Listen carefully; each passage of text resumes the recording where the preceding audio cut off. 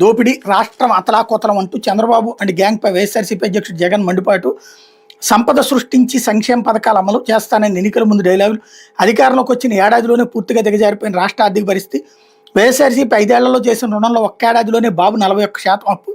కేంద్ర ఆదాయం 13.76% పెరిగితే రాష్ట్ర ఆదాయం వృద్ధి 3.08%. తగ్గిన రాష్ట్ర ఆదాయం అంతా చంద్రబాబు గజ దొంగల ముఠా జేబుల్లోకి వెళ్తోంది. బాబు యాక్సెస్ విద్యుత్ కొనుగోలు ద్వారా 11,000 కోట్ల కుంభకోణం. సెకీతో గత ప్రభుత్వ ఒప్పందం వల్ల రాష్ట్రానికి 89,675 కోట్ల ఆదా. ఈ ఒప్పందానికి చంద్రబాబు గజ దొంగల ముఠాలోని ఈనాడు వక్రీకరణ. సెకీతో ఒప్పందం కుదుర్చుకునే నాటికి రామేశ్వర ప్రసాద్ గుప్తా ఎండీగా లేరు. ఆయన ఇటీవల కేంద్రం తప్పిస్తే సెకీ ఒప్పందానికి సన్మానం అంటూ వక్రభాష్యం. ఈనాడు న్యూస్ పేపర్ కాదు, టాయిలెట్ పేపర్కి ఎక్కువ, టిష్యూ పేపర్కి తక్కువ.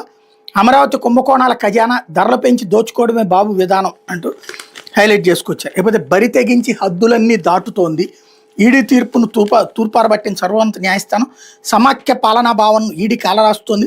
ఒక ప్రభుత్వ కార్పొరేషన్ నేరం ఎలా చేయగలదు? ఈడీ దర్యాప్తు చట్టవిరుద్ధంగా సాగుతోంది. అన్ని రకాల ఉల్లంఘనలకు పాల్పడుతోంది. తమిళనాడులోని రాష్ట్ర లిక్కర్ రిటైలర్ సంస్థపై ఈడీ మనీ లాండరింగ్ దర్యాప్తుపై స్టే విధించిన సుప్రీంకోర్టు.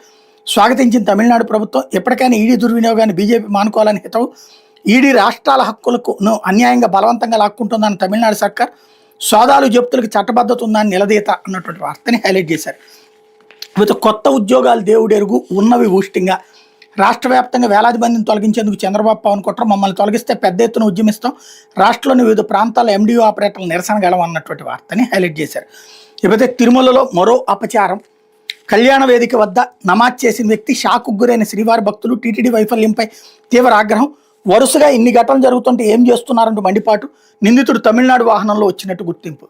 ఇదే మొక్క జగన్ ఉన్నప్పుడు జరిగి ఉంటే ఈనాడు జ్యోతి హైలైట్ చేసి సాక్షి లోపలేసి ఉండేది. సాక్షి వార్త అన్న వేసి ఉండేది. ఇప్పుడు ఈనాడులో చదివాం కదా, అక్కడ కనిపించిందా? లేదు, అసలు ఆ వార్తే వేయలేదు. ఎంత మేజర్ సంఘటన. తిరుమల కొండ మీదకి కనీసం వేరే మతానికి సంబంధించిన స్టిక్కర్లు ఉన్న వాహనాలు కూడా అనుమతించం. అట్లాంటి కొండపైకి వెళ్ళి ఏకంగా నమాజ్ చేస్తే చూస్తా కూర్చున్నారా?